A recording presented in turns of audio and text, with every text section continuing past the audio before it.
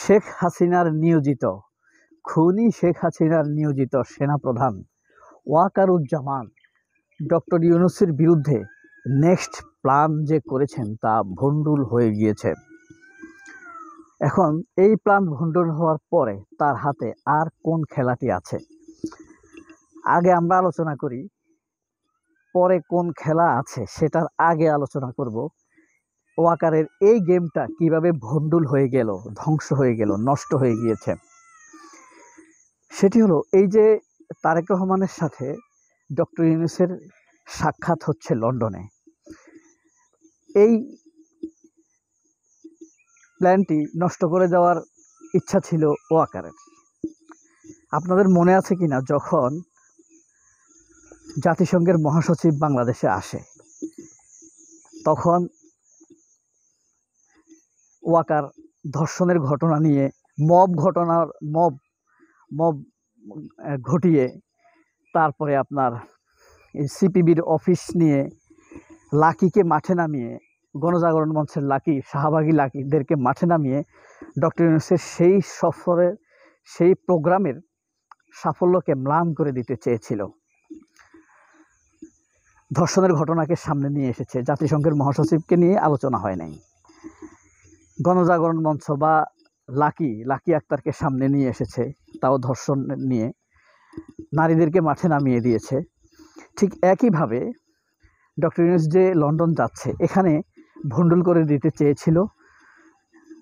ওয়াকারের ইচ্ছা ছিল বিএনপিকে লন্ডনে মাঠে নামিয়ে দিবে ডক্টর ইউনূসের বিরুদ্ধে। তারপরে সারা পৃথিবীর মিডিয়া বলবে বাংলাদেশের মানুষ ইউনূসের বিরুদ্ধে। এই চমৎকার প্ল্যানটি ব্যর্থ হয়ে গিয়েছে ওয়াকারুজ্জামানের। কিভাবে ব্যর্থ হলো?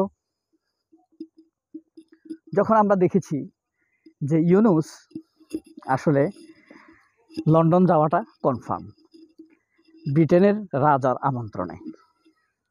এই ফাঁকে দোয়া চেয়ে নেই, আমার মেয়েটার জন্য দোয়া করবেন। আজকে আমার মেয়েটার জন্মদিন, আজকে পর্যন্ত থাকলে তার বয়স 6 বছর পূর্ণ হতো। মার্চের 1 তারিখ অর্থাৎ রমজানের যেদিন আমরা সেহরি খাবো, সেদিন সকাল 10টার কাছাকাছি সময় আমার মেয়েটি অপারেশন থিয়েটারে অ্যানেস্থেসিয়া দেওয়ার পর আর জ্ঞান ফিরেনি। মেয়েটার জন্য দোয়া করবেন, আমার জন্য দোয়া করবেন, দোয়া চাইছি আপনাদের কাছে। তো এই যে ডক্টর ইউনূস সেখানে ডক্টর ইউনূসের বিরুদ্ধে প্রোগ্রাম করবে, প্রতিবাদ করবে, শক্ত প্রোটেস্ট দাঁড় করিয়ে ওয়াকার চেয়েছে এটা করবে কেন? যেন টিউলিপের হাসিনা পরিবারের লুট হওয়া সম্পদ উদ্ধারের ব্যাপারে ডক্টর ইউনূস আর মনোযোগী না হতে পারে। কিন্তু ডক্টর ইউনূসের সাথে তারেক রহমানের সাক্ষাৎ হচ্ছে। বেগম খালেদা জিয়া এই বিষয়ে মন্তব্য দিয়েছেন, ডক্টর ইউনূসের বিরুদ্ধে মাঠে নামা যাবে না, কোনো দাবি দেওয়া থাকলে আলোচনার মাধ্যমে সেটি সমাধান করতে হবে। এই কথা ইউনূস বিরোধীদের মনে কাঁপন ধরিয়ে দিয়েছে। দেখেন, নূরকে আবদ্ধ করেছে, সেখানে নূরের সাথে বিএনপির ঐক্যের একটি দূরত্ব তৈরি হয়ে গিয়েছে। টিউলিপ ডক্টর ইউনূসের সাথে দেখা করতে চেয়েছে, সেটা আইনগতভাবেই ভণ্ডুল হয়ে গিয়েছে। একজন কন্ডেমনের সাথে, আইন বিচারাধীন বিষয়ের সাথে, আসামির সাথে ডক্টর ইউনূসের সাক্ষাৎ হতে পারে না, এটা ডক্টর ইউনূস বলে দিয়েছেন। তিনি এখন সাক্ষাৎ করতে পারেন না। এরপরে সেনাপ্রধানের বিশ্বস্ততা কমে গিয়েছে।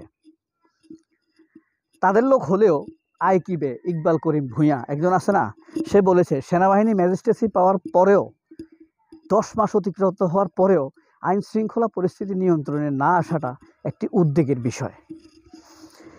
সব মিলিয়ে তারা যখন ঐক্যবদ্ধভাবে প্ল্যান নিয়েছে ডক্টর ইউনূসের ব্রিটেন সফর নিয়ে প্রোপাগান্ডা ছড়াবে, বিচ্ছিন্নভাবে যদিও ছড়াচ্ছে, তবুও মূল উদ্দেশ্য বাস্তবায়ন হয়নি।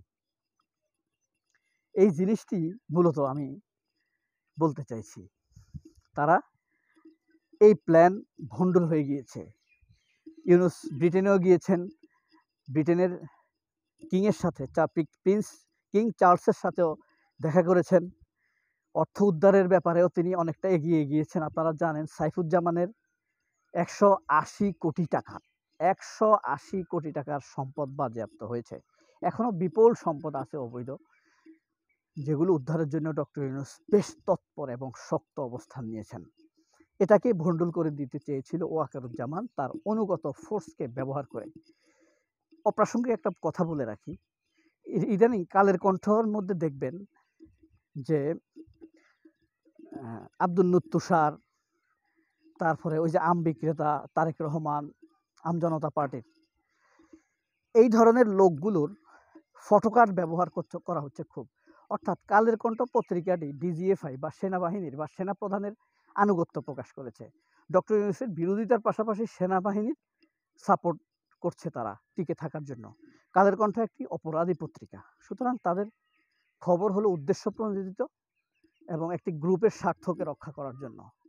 এই ক্ষেত্রে এই কারণে কালের কণ্ঠের প্রচারণার ব্যাপারে এবং সমকাল, প্রথম আলো তো আপনারা চিনে ফেলেছেন, ৭১ টিভি চিনে ফেলেছেন, চ্যানেল আইকে চিনে ফেলেছেন, হ্যাঁ, জনকণ্ঠকে চিনে ফেলেছেন। সমকাল এবং কালের কণ্ঠ অলরেডি সেই প্রোপাগান্ডা টিমের ভেতরে চলে গিয়েছে। তো যত কিছুই করেছে কালের কণ্ঠ ফণ্ঠ মিলিয়ে, কালের কণ্ঠকে অনেকেই বলে কিন্তু বালের কণ্ঠ। বাল শব্দটাকে আপনারা ডাটি হিসাবে নেবেন না, BAL, বাল, বাংলাদেশ আওয়ামী লীগ, এই বালের কণ্ঠ। এটা এখন এটা মানুষের কণ্ঠ না, কালের কণ্ঠ না, মানুষের কণ্ঠ না, জনতার কণ্ঠ না, এটা গণমিডিয়াও না, গণমাধ্যমও না, এটা হইলো এখন আওয়ামী মাধ্যম, আওয়ামী প্রচার মাধ্যম, ডিজিএফআই প্রচার মাধ্যম, অপরাধীদের প্রচার মাধ্যম। কালের কণ্ঠকে দেখবেন কোনো ফটোকার্ড ব্যবহার করে না বিচার হওয়ার জন্য। হত্যাকাণ্ডের বিচার, অর্থ ফেরত আনার ব্যাপারে, অর্থ লোপাটের ব্যাপারে, শেখ হাসিনার বিচারের ব্যাপারে তারা কোনো ফটোকার্ড ব্যবহার করে না। তারা ব্যবহার করে যেগুলো ডক্টর ইউনূসের বিরুদ্ধে যায়, এনসিপির বিরুদ্ধে যায়। ব্যাপারটা নিশ্চয়ই আপনাদের পরিষ্কার। আপনারা এখন অনেক ফাস্ট, এগুলো ধরতে পারাটা খুব স্বাভাবিক। বাংলাদেশের মানুষ তো মিডিয়া গবেষণা করে না। আপনি দুটি পত্রিকার দুটি হেডিং দেখলেই বুঝতে পারবেন পার্থক্য কী এবং কেন। মিডিয়া গবেষণার একটা সেল থাকা দরকার প্রতিটি দলের, এদের এটা নেই। যাই হোক, তাহলে এটা তো ভণ্ডুল হয়ে গেল। ডক্টর ইউনূসকে এই সফরের ব্যাপারে এই প্ল্যান ভণ্ডুল করে দেওয়ার ইচ্ছা ছিল ওয়াকারের, ওয়াকার এখানে ব্যর্থ হয়েছেন। নেক্সট প্ল্যান এখন কী নেবেন? ডক্টর ইউনূসকে নিয়ে উত্তপ্ত করতে চেয়েছিল ব্রিটেনকে, ব্রিটেন উত্তপ্ত করতে পারেনি। মানে ব্রিটেনে অবস্থানকালীন ডক্টর ইউনূসের যতদিন ব্রিটেনে অবস্থান করবেন, পরিস্থিতিটি উত্তপ্ত করে রাখবে ইউনূস, যেন মনোযোগী হতে না পারে। সেটা ব্যর্থ হয়ে এখন ইউনূস যেটা করবে, ডক্টর ইউনূস দেশে ফেরার সাথে সাথে আইনশৃঙ্খলা পরিস্থিতি অবনতি ঘটাবে পরিকল্পিতভাবে, এবং আবারও মিডিয়ার সামনে ডক্টর ইউনূসকে বিব্রত করবে অপপ্রচারের মাধ্যমে। সেই ধরেন একটি খুনের ঘটনা, দুটি খুনের ঘটনা নিয়ে সবগুলো পত্রিকাকে, মিডিয়াকে চাপ দেওয়া হবে ডক্টর ইউনূসের বিরুদ্ধে নিউজ করার জন্য। মিডিয়াগুলো খুশিতে টাইটুম্বুর হয়ে যাবে। তারা এনসিপিকে নিয়ে কোনো নিউজ করবে না, জামাতকে নিয়ে করবে না, বিএনপিকে নিয়ে করবে না, বিচার নিয়ে করবে না, জুলাই হত্যাকাণ্ড নিয়ে করবে না। আবার সামনে জুলাই আগস্ট আসছে না, এটাকে যেন পালন করতে না পারে, মানুষের মনোযোগকে আরেক দিকে ঘোরানোর জন্য ডক্টর ইউনূস চেষ্টা করে যাবে। এখন তার নেক্সট প্ল্যান হবে ডক্টর ইউনূস দেশে ফেরার সাথে সাথে দেশের পরিবেশকে উত্তপ্ত করে রাখা, আমলাদেরকে, পুলিশদেরকে এবং কচুক্ষেতের রাজনৈতিক দলগুলোকে মাঠে নামিয়ে আবারও গরম করে দেওয়া এবং সাথে সাথে বিএনপিকে মাঠে নামাবার চেষ্টা করা। এই প্ল্যান, নেক্সট প্ল্যান। সবাই অনেক ভালো থাকবেন। আল্লাহ হাফেজ। আসসালামু আলাইকুম।